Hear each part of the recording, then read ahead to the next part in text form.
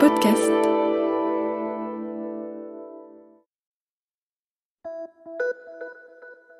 Salut, c'est Clara de l'INA. Cette semaine, dans La vie d'avant, je vous emmène à la rencontre de Muriel, 22 ans, étudiante en japonais et fan de jeux de rôle. On est en 1996 et depuis quelques années, les jeux de rôle sur table débarquent en France après avoir fait un carton aux États-Unis. Les plus appréciés mettent en scène les univers inspirés de Tolkien, peuplés de dragons, d'elfes et de chevaliers. Muriel, seule fille dans un milieu masculin, serait probablement étonnée de constater qu'à l'heure actuelle, près de la moitié des rôlistes dans le monde sont des femmes. Qu'est-ce qui vous plaît dans les jeux de rôle ? Parce qu'il y a très peu de filles qui jouent. Je suis d'ailleurs étonnée. Non, je pense que ce qui me plaît personnellement, puisque je ne peux parler qu'en mon nom, c'est la part de rêve. Et le fait de pouvoir incarner une personne que je ne saurais jamais dans la vie courante, un chevalier, quelqu'un qui sauve l'univers, etc. Vous êtes une rôliste de base ? Oui, si on peut s'exprimer ainsi. Vous consacrez combien de temps aux jeux de rôle ? Pas mal de temps, disons, quand mes études me le permettent. Entre le karaté et les jeux de rôle, c'est tout mon temps de libre qui passe. Vous avez le sentiment d'être un peu garçon manqué dans cet univers de garçons, là ? Totalement. C'est peut-être la raison pour laquelle je suis venue aux jeux de rôle. Et aussi au karaté ou aux jeux vidéo. Vos copines, qu'est-ce qu'elles en pensent ? C'est difficile à dire étant donné que j'ai très peu de copines. Dans mes relations, je n'ai que des copains. Les rares copines avec qui je suis, j'ai réussi à les convaincre d'essayer un jeu de rôle et j'attends impatiemment de voir leur réaction. Ah, ça s'est pas encore fait, là ? Malheureusement, à cause de leurs examens, puisqu'elles aussi sont étudiantes ou de leur travail, quand elles travaillent, je n'ai pas réussi encore. Mais je ne désespère pas d'y arriver un de ces jours. Ça fait combien de temps que vous jouez aux jeux de rôle ? J'ai 22 ans, je joue depuis l'âge de 11-12 ans. Oui, donc vous connaissez tous les jeux par cœur ? Une très grande majorité des jeux qui sont sortis en français, je les connais. Et quelques jeux américains, puisque la plupart sont américains, non traduits, j'y ai joué une ou deux parties. Ce qui veut dire que vous lisez les règles en américain, évidemment ? Oui, bien sûr. Ça vous fait faire des progrès en anglais ? Oui, mais à la base, étant plus jeune, j'adorais lire, surtout la littérature française et les romans de chevalerie. Donc, à partir de là, comme le jeu de rôle laisse une belle part à l'imagination, je n'ai eu aucun problème pour me plonger dans l'anglais. Qu'est-ce qui vous plaît le plus dans les jeux de rôle ? Quel est le personnage, peut-être, qui vous a le plus emballé ? C'est difficile à dire, puisque les personnages sortent de mon imagination.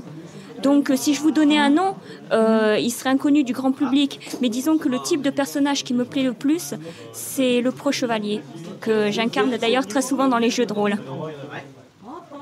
Je pense qu'avec les romans de la table ronde que j'ai lus, les diverses légendes comme la légende des Nibelungen et autres, j'estime pouvoir le jouer assez crédiblement. Bien évidemment, je me comporte de façon idéale et non pas comme la chevalerie a existé réellement, mais comme on aurait voulu qu'elle ait existé, c'est-à-dire d'un point de vue idéal, sans peur, sans reproche, volant toujours au secours de la veuve et l'orphelin, parce que j'incarne souvent des hommes dans les jeux de rôle. Mais vous ne trouvez pas que c'est un peu sommaire comme imaginaire, votre pro-chevalier ? Bien entendu, il m'arrive d'avoir à jouer des assassins pervers, mais ce n'est pas tellement mon style. Et puis, c'est pas très rigolo à la longue de tromper les autres joueurs dans la mesure où nous jouons ensemble pour évoluer, pour passer un bon moment, de les poignarder dans le dos, si je puis me permettre de parler ainsi. Vous aimez les contes de fées aussi ? Vous aimiez, quand vous étiez petite, les contes de fées ? Oui, énormément. Et je les retrouve un peu à travers les jeux de rôle. Mais cette fois-ci, c'est moi l'héroïne, enfin le héros. Vous avez l'impression qu'un jour, vous allez arrêter de jouer ? Parce qu'on dit qu'en général, les rôlistes, quand ils commencent à avoir la trentaine d'années, ils arrêtent de jouer. À cause de leur travail, la société moderne laisse difficilement du temps de libre, et aussi lorsqu'ils fondent une famille. Mais je peux vous citer un exemple de mon maître de jeu, parmi tant d'autres, Patrick, qui a 34 ans. Ah oui, il est vieux. Dans le monde du jeu de rôle, oui. Mais ce sont les personnes les plus intéressantes parce qu'elles ont une maturité derrière elles et elles sont aptes à diriger des parties qui serait plus difficile de masteriser pour une personne qui commence le jeu de rôle et qui a par exemple 15 ans. Vous dirigez des parties, vous ? Je préfère jouer, mais si on me demande de les diriger, je le fais. Pourquoi est-ce que vous préférez jouer ? Est-ce que c'est peut-être plus valorisant d'être le maître de jeu ? Exactement. En fait, le problème d'être le maître de jeu, c'est qu'on est un peu comme un dieu. Donc, on décide de tout. Mais le fait de jouer veut dire que l'on a le contrôle du héros que l'on incarne, dans la limite imposée par les règles, évidemment, et par le maître de jeu. Et je préfère de loin le rôle du héros à celui du dieu. Justement, le plaisir de jouer les héros, c'est avec leurs forces et leurs faiblesses.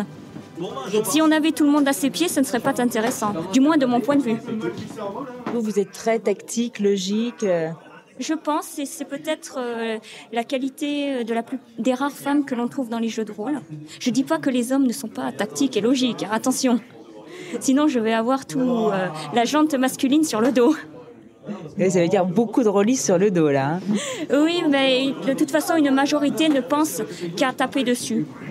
C'est vrai ? Pour eux, le jeu de rôle, c'est je tape sur le monstre, je le tue, je conquiers son trésor.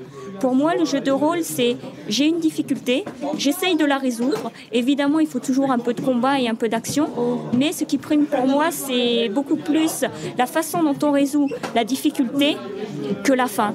Il m'est arrivé lors des parties de m'amuser beaucoup plus en ayant échoué dans une mission qu'en réussissant. Ça vous apporte quelque chose sur le plan personnel ou sur le plan intellectuel ? Sur le plan intellectuel, je dirais que cela m'a ouvert un petit peu l'esprit dans la mesure où j'ai regardé la littérature fantastique comme Howard Phillips Lovecraft ou alors les romans des 9 princes d'ambre de Roger Zelazny. Maintenant, d'un autre côté, sur le plan personnel, j'estime, étant assez renfermée avec le karaté, avoir une certaine ouverture sociale en me dépensant dans les jeux de rôle. Mon maître de jeu m'avait imposé lors d'une partie d'initiation à un jeu de rôle que l'on appelle Ambre, une femme. Au début, j'étais très en colère parce que justement, j'en incarnais très très rarement. Et puis finalement, je me suis bien attachée à cette femme qui vit dans mon imagination. À tel point d'ailleurs que je l'ai développée, sa psychologie, son physique. J'y ai passé quelques heures chez moi pour décrire son histoire, sa mentalité. J'avoue qu'elle me plaît bien. Vous auriez envie que certaines de vos copines viennent avec vous ? Je préfère être seule, la seule femme entourée d'hommes. Pourquoi ? Disons que ils me chouchoutent plus, puisque je suis la seule femme. Ils me chouchouteraient moins, entre guillemets, s'il y avait d'autres de mes copines. Un peu de jalousie.